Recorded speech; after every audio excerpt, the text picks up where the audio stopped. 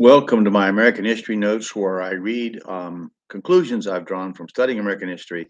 Conclusions you might not agree with, you might even be offended by, but the important thing for me is that you have your own conclusions that you've drawn from studying it yourself.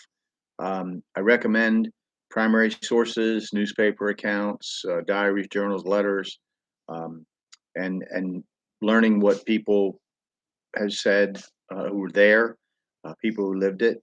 So we'll begin. We're actually right now. Excuse me. We're still in Bill Clinton's administration. Very eventful, momentous administration. A lot of things happening. So let's begin. Terrorism as a method of furthering political aims for non-governmental groups funded by governments and wealthy businessmen who either agree with an individual's group or goals or were the victims of extortion grew exponentially during the 1990s. On January 15, 1990, the American embassy in Lima, Peru was bombed by the Tupac Amaru revolutionary movement. On May 13th, 1990, the New People's Army killed two U.S. airmen near Clark Air Base in the Philippines. On February 13th, 1991, three Red Army faction members fired automatic rifles at the U.S. Embassy Chancery in Bonn, Germany. I point out these out to underscore that events like this routinely take place and have routinely taken place throughout our history. But the practice of terrorism on American targets by people specifically angry at our support of Israel and of our foreign policy aspirations in the Middle East and around the world, particularly of the faction of Islamic fundamentalism, which means something totally different from Christian fundamentalism, is of note here. On February 26, 1993, the World Trade Center, excuse me, in New York was badly damaged when a car bomb planted by Islamic terrorists was detonated in an underground garage. The bomb killed six people and injured around 1,000.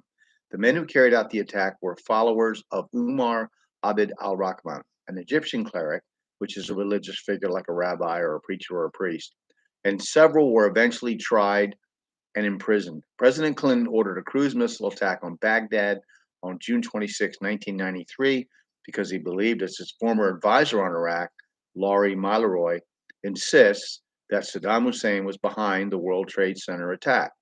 Publicly, he announced that the retaliation was for an attempt to kill former President Bush on April 14th, but he stated that Martin Indyk, the White House National Security Council advisor, told her of, she stated this, Malloy, told her of Clinton's true intentions the following year. She's written a book called The War Against America, Saddam Hussein and the World Trade Center Attacks. In practice, Clinton treated the attack as a law enforcement matter rather than an act of war. Osama bin Laden, the wealthy son of a wealthy Saudi construction magnate, excuse me, had fought against the Soviet occupiers of Afghanistan in the 1980s. In 1988, he formed Al Qaeda, meaning the base. In 1989, he had embarrassed the Saudi royal family by issuing stern warnings about an impending attack on the kingdom by Saddam Hussein, or so he believed.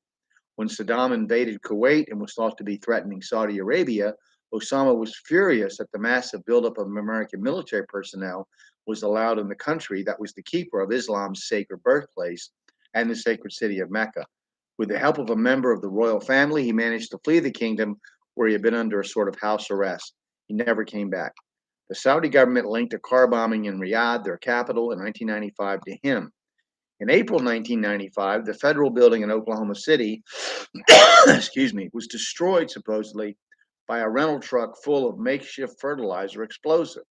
Right-wing extremist Timothy McVeigh, who was eventually executed, and Terry Nichols were accused of the attack. Reports of a Middle Eastern man associated with the two, representing either Saddam Hussein, Osama bin Laden, or both, have been discounted by authorities. Sam Cohen, the creator of the neutron bomb, however, wrote a letter to the committee investigating the bombing that the truck full of fertilizer could not have accomplished the task, and other bomb specialists, particularly military, around the world concurred. Other explosions were reported, and the conflicting evidence and statements given by credible and non-credible sources cast doubt over the outcome of the investigation. Timothy McVeigh had been said to have claimed that the Oklahoma City bombing was in revenge for the events in Waco, Texas in 1993, where the federal government had, under Janet Reno's authority, surrounded a compound containing a radical sect of a group called the Branch Davidians under the leadership of a cult figure, David Koresh. After a long standoff with authorities and after some very controversial actions by them, the compound was burned to the ground, killing a number of women and children. Other incidents, which were said to have added to the fire in McVeigh's mind, included the quote Ruby Ridge incident during the end of President Bush's administration, where white separatist Randy Weaver's wife, while holding her baby in her arms, and teenage son were killed by federal snipers in a standoff at his property. To avoid an assassination attempt, Osama left for the Sudan in late 1991. Saudi Arabia didn't revoke his citizenship until 1994. He then became anti Saudi as well as anti American. It has been alleged by high ranking and credible people that Sudan offered him to the United States, but President Clinton refused the offer. On June 25, 1996, a fuel truck carrying a bomb exploded outside of the U.S. government's Khobar Towers housing facility in Dhahran, Saudi Arabia. The Saudi government insisted that Osama was behind the bombing, but was not very helpful in the American investigation. In 2006, a federal judge found that the Iranian government had a hand in this action. Former FBI Director Louis Freeh, in his testimony, declared that President Clinton and his administration had hindered his efforts to uncover the truth for fear of putting the USA and the Saudi government in direct conflict with Iran. The judge stated that the evidence clearly showed the Iranian president, in conclusion with the Ba'ath Party of Syria, had prior knowledge of the attack and supported it. An Iranian general was the operational commander and recruiter for the operation. Freeh also said he delayed his own resignation from the FBI to keep President Clinton from being able to appoint a successor. In August of 1998, the U.S. embassies in Tanzania and Kenya were heavily damaged by car bombs, resulting in deaths and injuries of U.S. citizens and citizens of those African nations. Osama bin Laden was believed to be responsible. He had declared war on America. Any state that supported him or sheltered him would then become a party to the declaration. However, President Clinton continued to treat terrorism as a criminal threat rather than a geopolitical threat. In October of 2000, the USS Cole, a destroyer, was attacked by a dinghy with a bomb in it while it sat at dock in Yemen. Once again, Osama was believed to be responsible. So now we're going to continue in 2000 and go to some additional things. Very interesting. Talk about Monica Lewinsky, Kenneth Starr, James Riotti, some things like that.